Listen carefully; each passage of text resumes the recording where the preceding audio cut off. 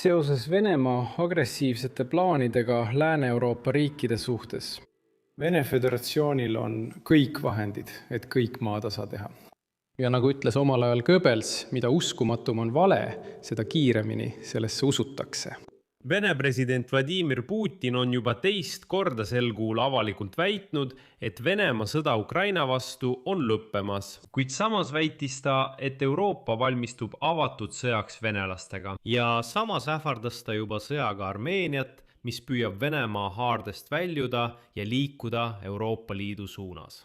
Nii võib lühidalt iseloomustada tänast Putini pöördumist. Täna soonis Vene diktaator sellest, et Vene armee justkui murrab läbi rindel kõigis suundades ja seetõttu pole läbirääkimisi vaja. Rääkis loo sellest, kuidas eurooplased ise provotseerisid sõja Ukrainas. Nagu polekski Venemaa sõda alustanud ega agressor olnud. Kommenteeris kiilaka arusaamatust ja Venemaa droonirünnakut Rumeeniale. Kuid kõige rohkem rääkis täna Vladimir Putin Armeeniast, mis eemaldub Venemaa mõjusfäärist. Ja siin võrdles Putin tegelikult olukorda Ukrainas, venelaste rünnakut Ukrainale 2014 aastal ja seda, mis toimub täna Armeenias. Vihjates sellele, et Venemaa võib rünnata ka Jerevani.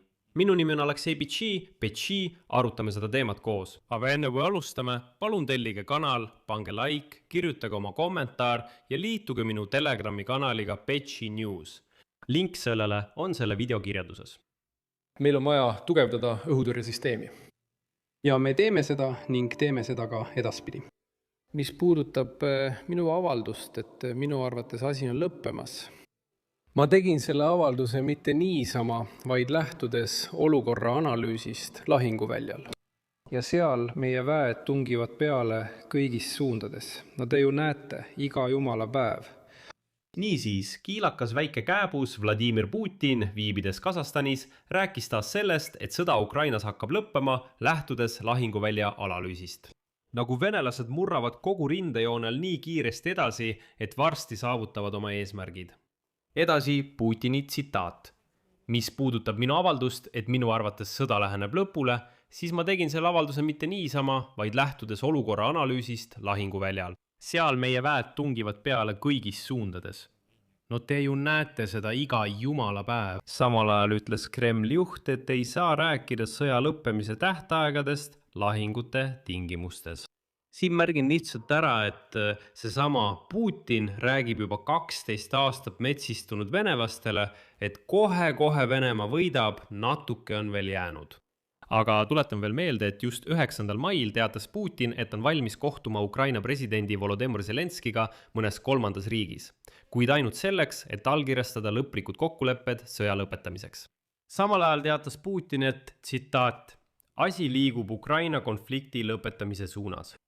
Ja 12. mail selgitas Putini pressiesindaja Dimka Peskov, et kiiraka diktaatori sõnad sõja väidetava lõppemise kohta Ukraina vastu on seotud rahuprotsessi ettevalmistustega ja USA vahendustegevusega, kuid konkreetseid tähtaegu samuti ei ole. Putin rõhutas veel kord, et tema ja tema ümber olevad inimesed saavad suurepäraselt aru, et isegi metsistunud ja pesemata venelased mõistavad, et nad on tupikus. Seetõttu tuleb meid iga päev toita muinasjuttudega sellest, et natuke on veel jäänud ja kohe on võit käes.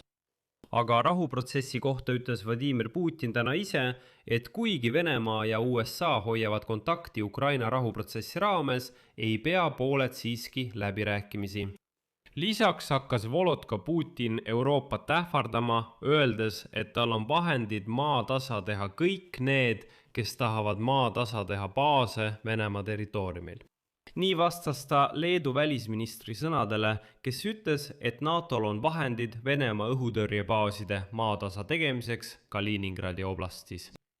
Ja kohe otsustas Vladimir Putin selgitada, et agressiivsed ei ole mitte venelased, ei, mis te nüüd, vaid eurooplased on agressiivsed.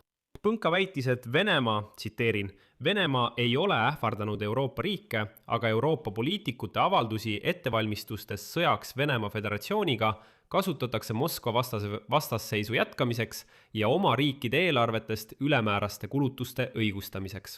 kommenteerides Euroopa Liidu esindajate avaldusi ettevalmistustest sõjaks Venemaaga, nimetas Vladimir Putin selliseid väiteid jamaks, valeks ning jämedaks ja jultunuks paleks.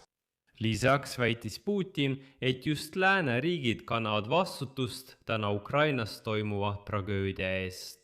Tema sõnul viisid just nemad olukorra 2014 aasta riigipöördeni, mille tõttu Venemaa olevatki astunud rea samme kõigepealt Krimmis ja seejärel Donbassis.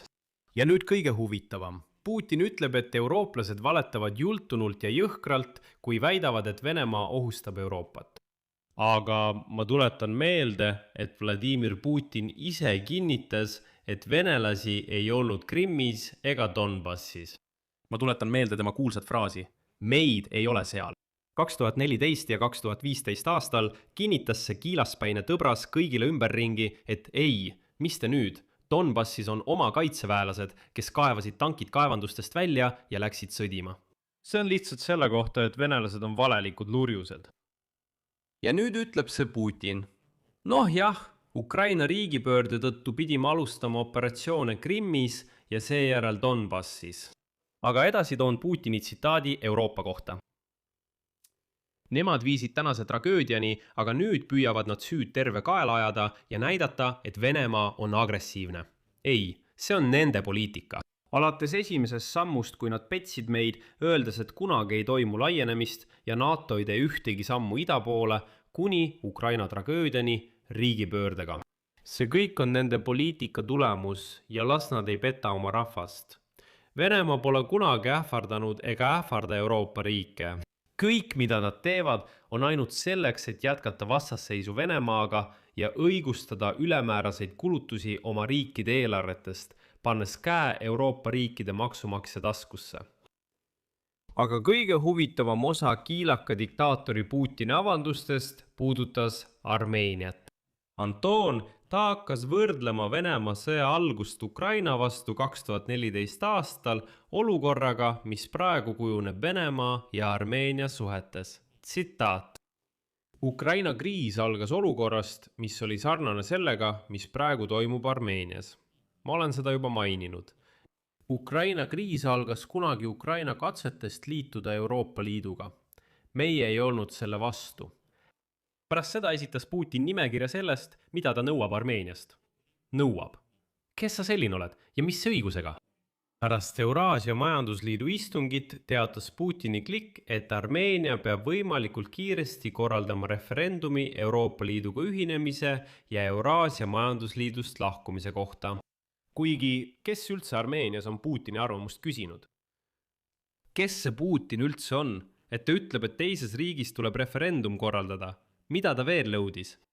Ja siis Putin rääkis üksikasjalikult, milliseid kaotusi Armeenia kannatab, kui ta lahkub Euraasia majandusliidust ja läheneb EL-ile. Putin hoiatas Armeeniat Euroopa Liidu ja Euraasia majandusliidu mehhanismide erineuste eest ning rõhutas, et üleminek Euroopa standarditele nõuab aega ja investeeringuid. Ja kui te tahate naerda, siis siin on Vladimir Putini avaldus. Euraasia majandusliidus on laiem, kõrge ja kaitstud turg, tollimaksuvaba kaubandus, ühtsed tehnilised ja fütosanitaarreeglid, lihtsustatud logistika ning samuti kaupade ja teenuste vaba liikumine. Aga kui te ei teadnud, siis Euroopas pole seda kõike olemas. Mis te nüüd? Ainult Venemaa suudab sellist asja teha. Ja ootuspäraselt hakkas Vladimir Putin manipuleerima energiahindadega. Ta väitis, et Euroopas on hinnad, tsiteerin, keskmiselt umbes 600 euro tasemel. Samal ajal kui Euraasia majandusliidu riikides on need umbes 150 eurot. Olge nüüd ausad, millega veel saab Vladimir Putin, nagu iga teinegi venelane, uhkustada peale maavarade? Aga see ongi rahvas, kes elab lihtsalt maaandide arvelt. Nad ise ei tooda midagi. Need on lihtsalt rumalad metsased, kes pumpavad maast naftat ja gaasi ning müüvad seda kõike. Eraldi puudutas Putin tööjõurände küsimust. Ta hakkas ähvardama, et Venemaal töötavad Armeenia kodanikud võivad kaotada oma töö. Neid sunnitakse tegema mingeid töölubasid ja nii edasi. Samuti märkis ta, et Armeenia peab naasma veolubade süsteemi juurde ja raudteetranspordi tariife võidakse tõsta Venemaa sisestelt tasemetelt SRÜ riikide tasemele. Muide, kui te ei mäleta või olete juba unustanud, võib-olla SRÜ eksisteerib siiani. Nii, ja lõpuks kiilakas värdjas. Vladimir Putin arvas, et väidetavalt võib see kõik viia Armeenia SKT vähemalt 14% languseni. Tsiteerin. Aga ma tuletan meelde, nagu ma juba eelnevates saadetes ütlesin, on ilmselge, et Armeenias saadakse suurepäraselt aru, et on vaja üleminekuperioodi, et ka eurooplastelt tuleb nõuda teatud soodustusi, et see üleminekuperiood oleks võimalikult valutu. Siia panen 3 punkti. Kirjutage oma arvamusi ja järeldused selle saate kommentaaridesse. Tellige kanal, vajutage kellukesele ja ärge unustage vajutada meeldib. Sellega on kõik, hoolitsege enda eest, kõike head.